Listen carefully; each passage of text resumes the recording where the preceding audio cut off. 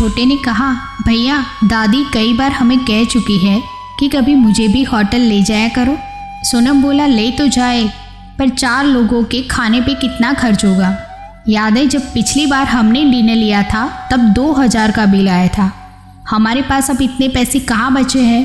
पिंकी ने बताया, मेरे पास पॉकेट मनी के कुछ पैसे बचे हुए हैं। तीनों ने मिलकर तय किया कि दादी को भी इस बार लेकर चलेंगे, पर इस बार महंगी पनीर की सब्जी की जगह मिक्स वेज मंगवाएंगे और आइसक्रीम भी नहीं खाएंगे।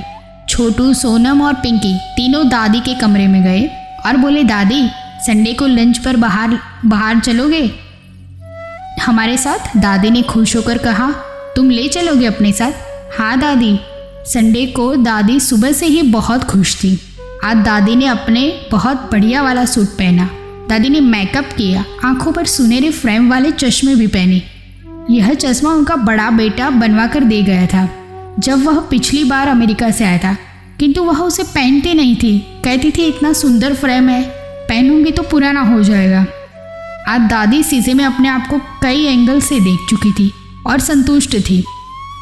बच्चे दादी को बुलाने आए तो पिंकी बोली, अरे वाह दादी, आज तो आप बड़ी क्यूट लग रही है। सोनम ने कहा, आज तो दादी ने गोल्डन फ्रेम वाला चश्मा जो पहना है, क्या बात है दादी।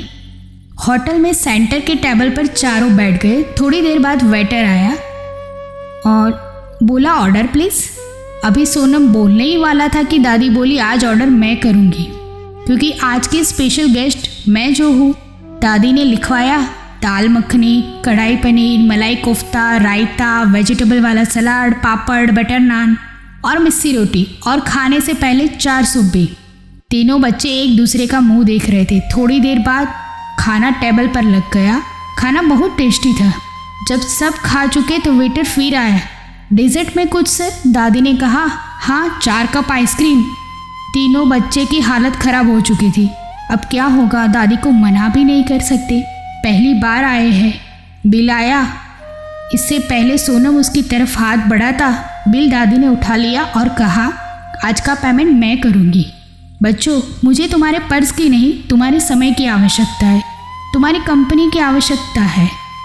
मैं पूरे दिन अपने कमरे में पड़ी पड़ी बोर हो जाती हूँ, टीवी भी कितना देखूंगी। बोलो बच्चों, क्या अपना थोड़ा सा समय मुझे दोगे? कहते कहते दादी की आवाज़ भर गई।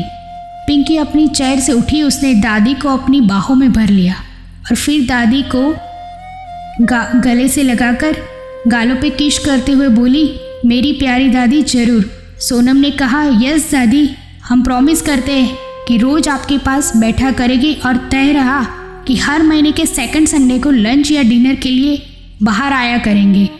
सच में दादी के होठों पर 1000 वॉल्ट की मुस्कुराहट तैर गई। आंखों में फ्लैश लाइट सी चमक आ गई और चेहरे की छुरियाँ खुशी के कारण नृत्य सा करती महसूस होने लगी। दोस्तों, बूढ़े माँ बाप को रुई के गट्ठर समान होता है। शुरू में उनका बोझ नहीं महसूस होता, लेकिन बढ़ती उम्र के साथ रूही बिककर बोझल होने लगती है। बुजुर्ग समय चाहते हैं, पैसा नहीं। पैसा तो उन्होंने सारी जिंदगी आपके लिए कमाया है, और जानते हैं क्यों कमाया? कि बुढ़ापे में आप उन्हें सहारा दो। तो सोचिए मत, आज से अभी से अपने बूढ़े बुजुर्ग लोगों को अवश्य समय दो।